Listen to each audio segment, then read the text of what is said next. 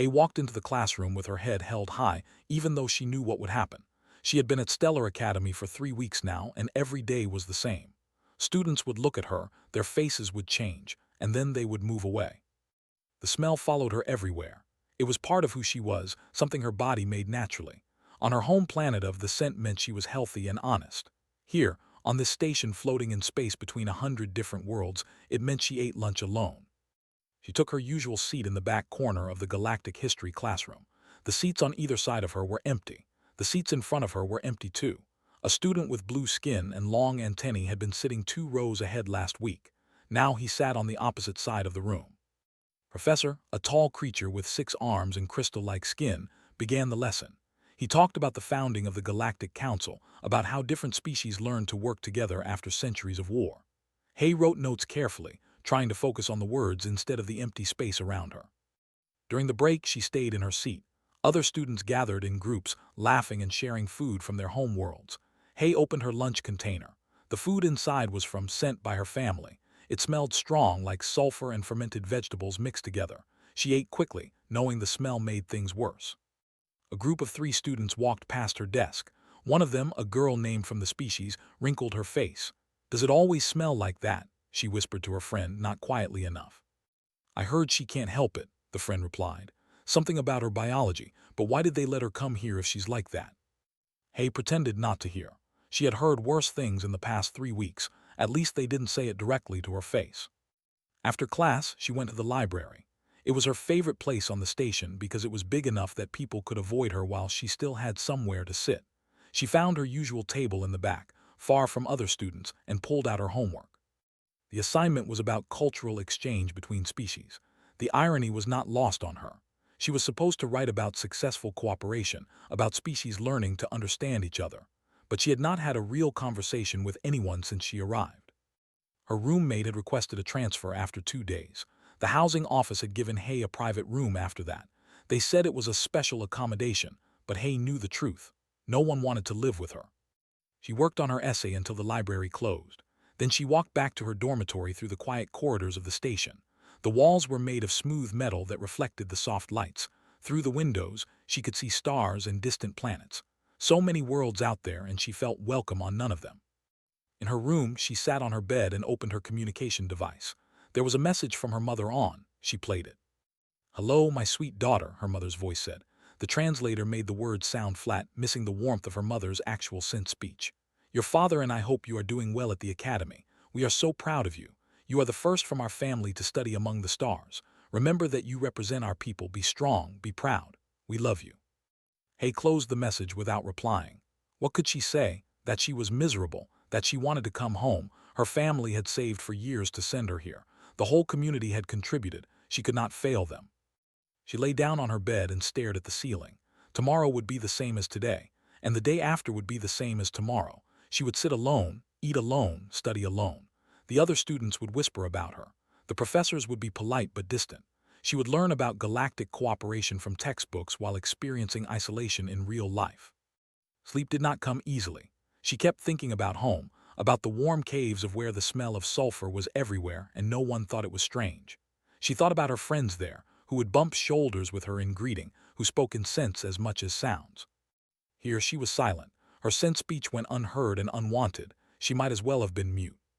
The next morning started like all the others. She got ready, ate breakfast alone in her room, and headed to her first class. It was advanced mathematics, taught by Professor, whose skin glowed with soft light. She entered the classroom early, as always, and took her seat in the back. Students filtered in slowly, filling the room. They left the seats near her empty, as always. She opened her tablet and reviewed yesterday's lesson, trying not to notice the space around her. The classroom filled up. Professor had not arrived yet. Hay noticed that every seat was taken except for the ones near her.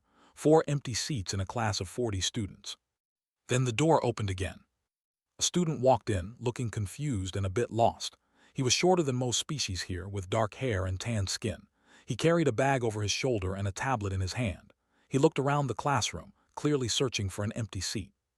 Hay had never seen him before. She did not recognize his species. He spotted the empty seat next to her. Without hesitation, without even a pause, he walked over and sat down. Hay waited. She waited for the moment when he would smell her, when his face would change, when he would make an excuse and move away. But he just settled into his seat, pulled out his tablet, and looked at her with a small smile. "Hi," he said. "I'm Jin. I just transferred here. Did I miss much?" Hay stared at him, too surprised to respond immediately. He sat there, barely an arm's length away, closer than anyone had been to her in 3 weeks. And he was still smiling. Jin sat next to her like it was the most natural thing in the world. Hay finally found her voice. "I'm Hay," she said quietly, "and no, not much. Professor just started a new unit yesterday." "Great," Jin said, pulling up his notes. "Could I see what you have so far? I want to catch up." She slid her tablet over to him, still waiting for the reaction. It always came. Sometimes immediately, sometimes after a few minutes, but it always came. Jin looked through her notes, nodding. "Wow, these are really detailed. Thank you." He started copying the important parts into his own tablet. 5 minutes passed. Then 10. Professor arrived and began the lesson. Jin stayed in his seat, taking notes, occasionally glancing at Hay's tablet when he missed something the professor said. The class lasted 2 hours. Jin never moved away. He never wrinkled his nose. He never made an excuse. When the lesson ended, he turned to Hay again. "Thanks for sharing your notes," he said. "I'd be completely lost without them. Are you headed to lunch?" Hay hesitated. "Yes." "Mind if I join you? I don't really know anyone here yet." She wanted to warn him. She wanted to tell him that sitting with her would make him an outcast too. But the words stuck in her throat, and she found herself nodding instead. They walked to the cafeteria together. Other students stared. Hay was used to stares, but these felt different. They were looking at Jin too, with curiosity and confusion. In the cafeteria, Jin got food from the human section. The academy had small food stations for different species, preparing meals that matched their biology. Hay got her usual meal from the station. They sat at a table together. Within minutes, the tables around them emptied. Students took their trays and moved to other areas. Jin seemed to notice, but he did not comment on it. Instead, he opened his lunch container. The smell hit Hay immediately. It was strong and fermented, mixed with something spicy. It reminded her a little bit of home. "What is that?" she asked. "Kimchi stew," Jin said, smiling. "My grandmother taught me how to make it before I left Earth. I made a big batch and froze portions." He took a bite and sighed happily. "I missed this." Hay ate her own food slowly, watching him. He seemed genuinely content, not bothered at all by her presence. Over the next few days, Jin continued to sit with her. In every class they shared, he took the seat beside her. At lunch, they ate together. Other students began to notice. Some looked disapproving. Others just seemed confused. On the 4th day, during their afternoon break, Jin suggested they study together in the library. Hay agreed, still half expecting him to suddenly realize his mistake and leave. They found a table in the quiet section. As they worked on their assignments, Hay finally could not hold back her question any longer. "Why do you sit with me?" Jin looked up from his tablet, genuinely puzzled. "What do you mean?" "Everyone else avoids me," Hay said quietly. Because of how I smell, but you don't seem to mind." Jin was quiet for a moment. Then he smiled, and there was something sad and warm in that smile at the same time. "You smell like home," he said simply. Hay stared at him. "What?" "My grandmother's house in Korea back on Earth," Jin explained. "She had a cellar where she made kimchi and other fermented foods. That smell, the sulfur and fermentation, it was everywhere in her house. And near her village there were hot springs. Volcanic hot springs that smelled like sulfur and minerals." He leaned back in his chair, his eyes distant with memory. "I spent every summer there when I was a kid. That smell meant summer vacation, meant my grandmother's cooking, meant being somewhere I was loved." He focused on Hay again. "So when I sit next to you, I don't smell something bad. I smell something that reminds me of the best parts of my childhood." Hay did not know what to say. No one had ever said anything like that to her before. "On my planet," she said slowly, "the scent is part of how we communicate. It shows emotion and health and honesty. Here I've been silent. No one wants to hear what I'm saying." "I'm listening," Jin said, "even if I can't understand all of it yet." From that day forward, their friendship grew stronger. Jin asked questions about her culture, about what different scents meant for her people. Hay found herself talking more than she had in months, sharing stories about her home world. In return, Jin told her about Earth, about how humans had evolved on a planet so diverse and challenging that they had to learn to adapt to everything. Different climates, different foods, different dangers. "We're not the strongest species," Jin said one day as they ate lunch. "We're not the or the fastest, but we're good at adapting. We had to be. Earth was a hard place to live." "How hard?" Hay asked. Hard enough that we learn to eat almost anything, live almost anywhere, and find meaning in almost any sensory input, Jin explained. Our noses had to identify thousands of different smells. Ripe fruit, rotten meat, clean water, predators, smoke, disease. We needed that information to survive. 2 weeks after Jin arrived, another human transferred to the academy. Her name was Mi, and she had bright eyes and a quick smile. Jin introduced her to Hei immediately. "You must be Hei," Mi said, sitting down at their lunch table without hesitation. "Jin told me about you. He said you smell like the volcanic region where I grew up." Hei looked between the two humans, something warm and unfamiliar blooming in her chest. Hope, maybe, or belonging. "There are only 3 humans at this academy now," Mi said. "Jin had this idea about starting a cultural club. You should join." Hei said, surprised, "But I'm not human." "The point isn't to be exclusive," Jin said. "The point is to share culture, and you've been sharing yours with me. Why not share it with others too?" The first meeting of the cultural club was small. Just Jin, Mi, and Hei in a small room the academy provided. Jin cooked Korean food, filling the room with strong smells. Mi brought music from Earth. Hei talked about art. A few students passed by the open door, drawn by curiosity. Most left quickly when the smells hit them. But one student, a young named, paused in the doorway. "What is this?" he asked, his antennae twitching. "Cultural exchange," Mi said cheerfully. "Want to join?" Hesitated, clearly uncomfortable with the smells. But something in Mi's open expression made him step inside. He did not stay long, but he stayed longer than Hei expected. After he left, Jin turned to Hei with a grin. "See, small steps." But not everyone was happy about the changes. The complaints started quietly. Students began avoiding the corridor where the cultural club met. Library usage dropped on days when Hei studied there. Professor mentioned in passing that several students had requested seat changes in his classes. Jin noticed, but he did not seem worried. If anything, he became more determined. "Want to know something interesting?" he said to Hei one day during lunch. "I've been researching the Academy's history. Do you know how many species were here when it first opened?" Hei shook her head. 5, Jin said. All of them had similar biology, similar environmental needs, similar sensory ranges. They called it a successful multi-species institution, but really, they just picked species that were already compatible. We joined the conversation, setting down her tray. "Now there are 23 species enrolled, but look at them closely. Most still have similar biology, similar comfort zones." "What are you saying?" Hei asked. "I'm saying that the galaxy talks a lot about diversity," Jin said. "But real diversity is hard. It means dealing with things that make you uncomfortable. Most species haven't had to do that yet." "Humans had to," Mi added. "Earth had so many different environments.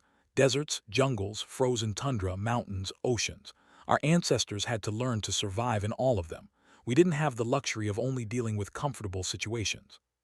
He thought about this.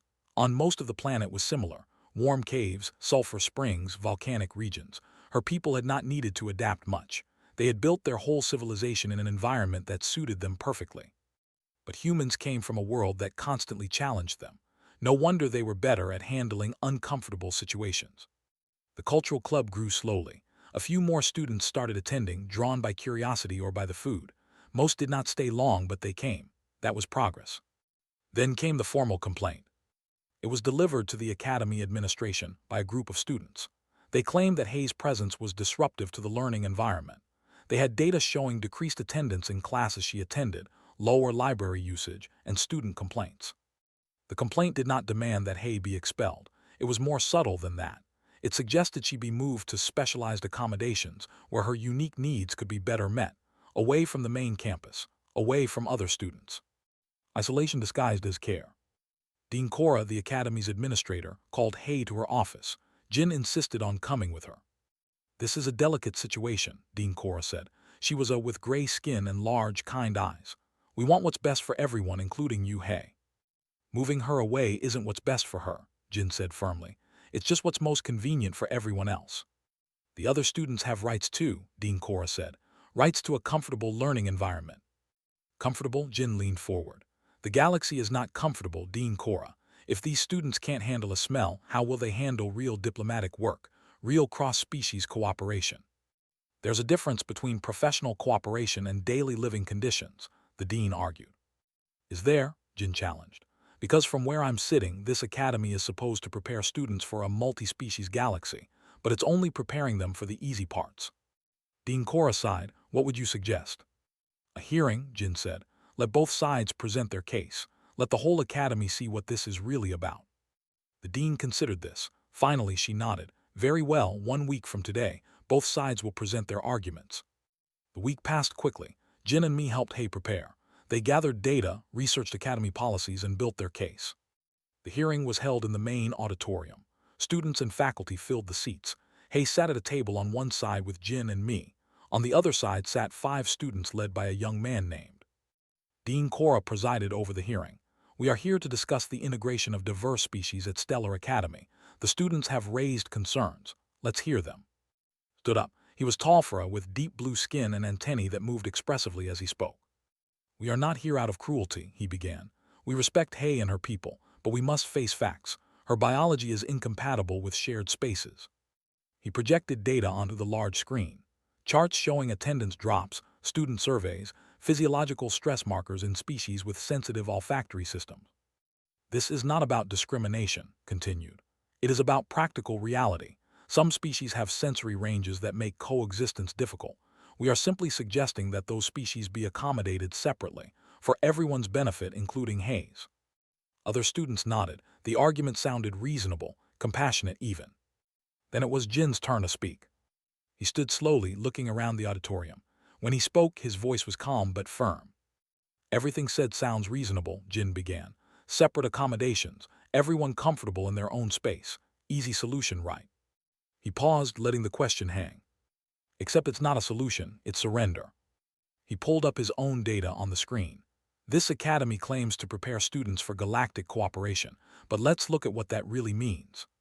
Charts appeared showing the species composition of the Galactic Council, trade negotiations, and diplomatic missions. Notice anything? Jin asked. Every successful multi-species endeavor involves species that are already similar biology, similar needs, similar comfort zones. He pulled up more data. Now look at the failures. Every time truly different species try to cooperate, it falls apart. Why? Because no one has learned how to handle real diversity. He stood up to join him. Humans are new to the galactic community. We've been studying this problem, and we've found something interesting. She displayed brain scans and sensory data. Most species evolved in relatively stable environments. They specialized. They became very good at one thing, one environment, one way of living. Humans didn't have that luxury, Jin continued. Earth was too diverse, too challenging. We had to become adaptable or die. Our brains literally developed differently. We can process a much wider range of sensory inputs and find meaning in them. He looked directly at. You say Hay's biology is incompatible with shared spaces. I say your biology is incompatible with real diversity, and that's the actual problem. Murmurs spread through the auditorium. Students shifted uncomfortably. The galaxy doesn't need more species that only cooperate when it's easy, Mi said. It needs species that can bridge real differences. That's why humans are good at this. We've been doing it for thousands of years. Jin pulled up one final image. It showed conflict zones, failed trade agreements, and species on the verge of war. These problems exist because species can't handle differences, he said quietly. They can only handle similarity. If this academy can't teach students to sit next to someone who smells different, how will it teach them to negotiate peace between truly alien minds? The auditorium was silent now. Hay isn't the problem, Jin said. The unwillingness to adapt is the problem. Dean Cora called for a short break after Jin's presentation. Students filed out of the auditorium in small groups, talking in hushed voices. Some looked angry, others looked thoughtful. Hay stood on shaky legs. She had not expected Jin to be so direct, so challenging. She had thought he would simply defend her right to be there. Instead, he had turned the entire question around. That was intense, Mi said, touching Jin's shoulder. Think it worked? I don't know, Jin admitted, but it needed to be said. A small group of students approached them. Hay recognized some from her classes. A girl named spoke first. I never thought about it that way, she said quietly, about how we only cooperate with species that are already similar to us. It makes sense, though, another student added. The Galactic Council is mostly species from the same region of space. They evolved in similar conditions. But that's not real unity, said. That's just similar people working together. More students gathered around, asking questions, debating. Hay listened, amazed. A week ago, these same students had avoided her. Now they were discussing the nature of diversity itself.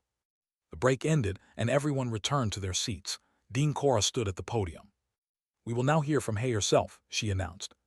Hay's heart raced. She had prepared something to say, but now, facing all these students and faculty, the words seemed small and inadequate.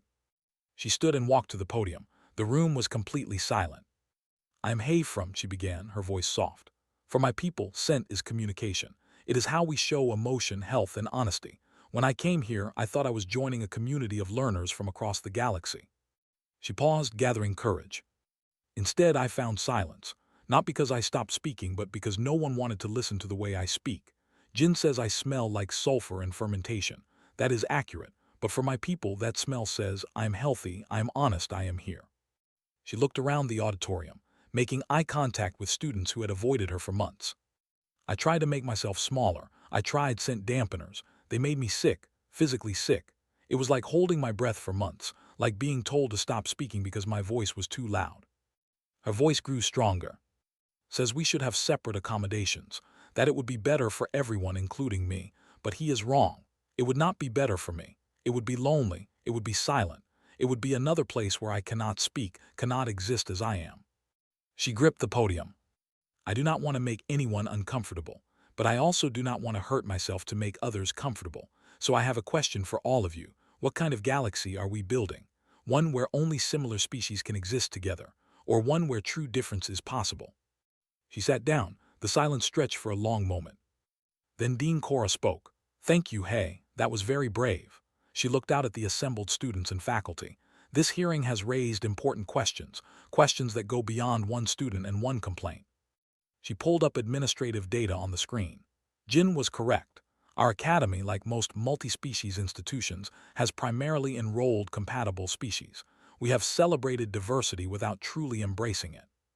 A professor in the front row stood up. It was Professor The who taught mathematics. "If I may speak," he said. Dean Cora nodded. "I have been teaching for 30 years, Professor said. I have taught thousands of students from dozens of species, but I have never had a human student before this semester, and I have noticed something unusual." He pulled up academic performance data. "Jin and me have only been here for a short time, but their performance in cross-species group projects is exceptional, not because they are smarter than other students, but because they adapt better. They find ways to work with students that other species cannot." He looked at Jin and me. "I wondered why. Your presentation today provided the answer. Humans evolved to adapt because they had no choice. That adaptive ability is now a strength." Other faculty members began speaking up, sharing similar observations. The hearing transformed into something larger, a discussion about the nature of multi-species cooperation itself. Finally, Dean Cora raised her hand for silence. "I'm going to make a decision that may be controversial," she said, "but I believe it is necessary. The complaint against Hay is, she will remain in the main campus with full access to all facilities." Started to protest, but the dean held up her hand. "However," she continued, "the students have raised valid concerns about discomfort. So here is what we will do. Starting next semester, the Academy will implement a new program, sensory adaptation training." Murmurs spread through the auditorium. "All students will be required to take this course as part of their diplomatic track," Dean Cora explained. "The course will teach students how to function in sensory environments that make them uncomfortable, because if you cannot handle a smell, you cannot handle real diplomatic work." She nodded toward Jin and me. "The human students have volunteered to help design this program. They have experience that we lack." Stood up again. "With respect, Dean Cora, you cannot force students to be uncomfortable." "I am not forcing discomfort," Dean Cora replied calmly. "I am requiring adaptation. There is a difference. Students can still choose not to take the diplomatic track, but if they want to work in multi-species cooperation, they need to learn real cooperation, not just cooperation with similar species." She looked around the auditorium. "This academy exists to prepare students for the galaxy they will inherit. That galaxy has real differences, real challenges. We do our students no favors by protecting them from difficulty." The hearing ended. Students filed out slowly, still discussing and debating. Hay stood with Jin and me, feeling overwhelmed. "What just happened?" she asked. "Change," me said with a smile. "Small change, but change." Over the next few weeks, the academy buzzed with discussion. Some students supported the new program. Others were angry about it, but everyone was talking about it. The cultural club grew. More students attended, some out of genuine interest, others because they wanted to prepare for the sensory adaptation training. The meetings became louder, more diverse, more challenging. Hay found herself explaining culture to groups of students who actually wanted to learn. Jin taught classes on human adaptation strategies. Me organized sensory challenges where students practiced being uncomfortable in safe ways. Not everyone was happy. A group of students started a petition against the new requirement. They argued that it was unfair to force biological discomfort on students. But another group started a counter-petition, arguing that real education meant challenge, not comfort. The debate spread beyond the academy. News organizations picked up the story. Human students challenge galactic norms on diversity, one headline read. Are humans better at multi-species cooperation? Asked another. Hay watched all of this with amazement. A month ago, she had been alone and silent. Now she was at the center of a galactic conversation about diversity itself. But the biggest changes were yet to come. The sensory adaptation training program launched at the start of the new semester. Dean Cora made it mandatory for all students in the diplomatic track, which was nearly half the academy. The first classes were chaotic. Jin stood at the front of a classroom filled with nervous students. Me was with him, along with Hay, who had volunteered to help teach. Today we start with something simple, Jin said. We're going to practice being uncomfortable. He opened several containers. Smells filled the room, fermented foods from Earth, sulfuric compounds from, floral scents from that were overpowering to species without natural resistance. Students shifted in their seats. Some covered their noses. One student stood up to leave. Wait, Me said gently. Don't leave, just breathe. The discomfort won't hurt you, it just feels strange. This is torture, the student, a girl named, said. Her antennae were flat against her head, a sign of distress. No, Hay said quietly. Torture is being told you cannot exist as you are. This is just learning. Learning is sometimes uncomfortable. Hesitated, then sat back down. She kept her hand near her nose but stayed. Jin began the lesson. Every species has sensory ranges they evolved for. Those ranges made sense in your home environments. But the galaxy is bigger than any one environment. If you want to work across species lines, you need to expand your ranges. He explained techniques, breathing exercises, mental reframing, gradual exposure, all methods humans had developed over thousands of years of living in diverse, challenging environments. Humans had to do this naturally, Me added. A human from a cold mountain region had to learn to work with a human from a hot desert. Different foods, different smells, different everything. We learned to adapt or we did not survive. The classes continued for weeks. Some students dropped out, switching to non-diplomatic tracks, but most stayed, and slowly, gradually they improved. Was one of the most dedicated students. Despite her initial reaction, she came to every class. She practiced the breathing exercises. She sat in the cultural club meetings, enduring the strong smells, training her sensory system to tolerate more. One day she approached Hay in the library. Can I sit here? She asked, gesturing to the seat across from Hay. Of course, Hay said, surprised. Sat down and opened her books. She was quiet for a moment, then spoke. I want to apologize. I was one of the students who signed the complaint against you. Hay had suspected as much, but hearing it confirmed still stung. Why did you sign it? Because I was uncomfortable, said honestly, and I thought my comfort mattered more than your right to exist in shared spaces.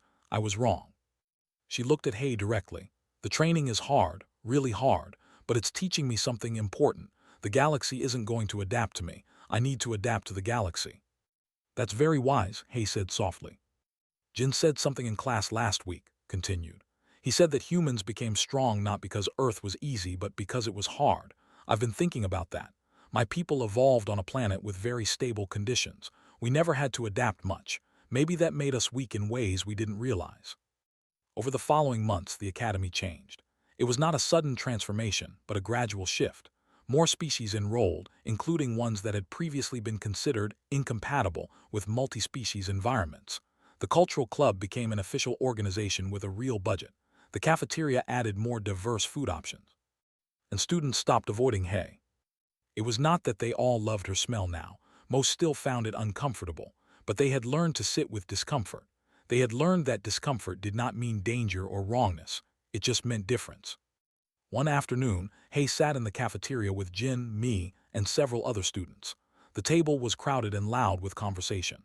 They were arguing about a history assignment, each bringing their species' perspective to the discussion. Hay looked around the table and felt something she had not felt since leaving: belonging. The news about the Academy's program spread through the galaxy. Other institutions began reaching out, asking for information about the sensory adaptation training. Some dismissed it as a human oddity, but others saw potential. Then came the request that changed everything. The Galactic Council contacted the Academy. They had a problem. Two species, the and the, were on the verge of war. Decades of failed negotiations had brought them to the breaking point. The issue was not politics or resources. It was biological incompatibility. The species literally could not stand to be in the same room together. Traditional mediators had failed. The Council wanted to try something new. They wanted human mediators. Dean Cora called Jin and me to her office. "The Council wants to send you," she said. "You're students, you're young, but you have something the galaxy needs right now." "What's that?" me asked. "The ability to sit in a room with people who make you uncomfortable," Dean Cora said simply. "The ability to find common ground across real differences." Jin and me looked at each other. Then Jin spoke. "We'll do it, but we want Hay to come too." "Hey," Dean Cora was surprised. "She's not human." "Exactly," me said. "This isn't about humans being special. It's about adaptation being possible. Hay has adapted too. She's learned to exist in an environment that was hostile to her. That's the real lesson." Dean Cora considered this, then nodded. "I'll make the request."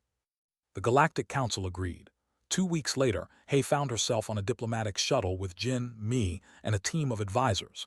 They were heading to the neutral station where the N would meet. The mediation took 3 days. It was exhausting. They emitted a high-pitched sound that hurt me's ears. They had a body temperature that made the room uncomfortable for everyone. But Jin, me, and Hay sat through it all. They used the techniques they had learned and taught: breathing, reframing, gradual exposure. And slowly they got the two species talking. Really talking, not just reading prepared statements. On the third day, a negotiator made a joke. A negotiator laughed. The sound was harsh and grating, but it was laughter. The tension in the room broke. By the end of the week, the N had signed a preliminary peace agreement. It was not perfect. There was still work to do, but war had been avoided. The galaxy took notice. News organizations called it the human effect. Scientists studied it. Philosophers debated it. The fact that humans, one of the species in the galactic community, had solved a problem that traditional diplomacy could not. But Jin, me, and Hay knew the truth. It was not that humans were better. It was that humans had learned something that most of the galaxy had not. Real cooperation meant embracing discomfort, not avoiding it. Back at the Academy, Hay returned to change circumstances. She was no longer the alien girl nobody wanted to sit near. She was Hay, the student who had helped broker peace between two species. Students asked her to teach workshops on communication. Faculty consulted her on multi-species integration. She even started her own club, focused on teaching scent-based communication to species who did not naturally use it. But the moment that meant the most came on a quiet afternoon in the library. Hay was studying when someone sat down across from her. It was the student who had led the complaint against her. He did not say anything at first. He just sat there, breathing carefully, managing his discomfort. Finally he spoke. "I was wrong about everything, and I'm sorry." "I know," Hay said. "Told me you've been attending the adaptation training." "Every session," confirmed. "It's hard, but I'm learning." He paused. "Can I ask you something?" "Of course." "Do you forgive us, the students who tried to push you away?" Hay thought about this carefully. "I forgive you, but more than that, I thank you." "Thank me?" Looked shocked. "If you hadn't challenged my presence, Jin and me might not have spoken up. The Academy might not have changed. The galaxy might not have learned this lesson." She smiled. "Sometimes the biggest changes come from the biggest conflicts." As the semester continued, the story of Hay and the Academy became something of a legend. New students arrived already knowing about the sensory adaptation training, already prepared for challenge and growth. Humans began to be requested for diplomatic missions across the galaxy, not because they were better than other species, but because they brought a different perspective. They had learned, through thousands of years of surviving on a hostile planet, that adaptation was strength, not weakness. 1 year later, Hay stood in the same auditorium where the hearing had taken place. But this time, she was giving the opening speech for new students. "Welcome to Stellar Academy," she said to the crowd of young beings from across the galaxy. "You are here to learn, but not just facts and formulas. You are here to learn how to exist in a galaxy that is bigger and stranger and more diverse than you can imagine." She looked out at the faces, seeing nervousness and excitement and hope. "Some of you will be uncomfortable here. Some of you will encounter beings that smell strange, sound strange, look strange. That discomfort is not a problem. It is the lesson." Jin and me sat in the front row, smiling up at her. "The galaxy needs you to be uncomfortable," Hay continued, "because comfort is the enemy of growth, and we have so much growing to do." She finished her speech to loud applause. As she left the stage, she passed Jin in the wings. "Good speech," he said. "I learned from the best," Hay replied. They walked together through the corridors of the academy, past classrooms filled with students from dozens of species, past the cultural club rooms where strong smells and strange sounds mixed together, past windows showing the stars beyond. Somewhere out there, the galaxy was changing. Slowly, gradually, but changing. Learning that true unity did not mean everyone being the same. It meant everyone learning to sit with difference. And it had started with one alien girl who smelled like sulfur and fermentation, and one human boy who thought that smelled like home.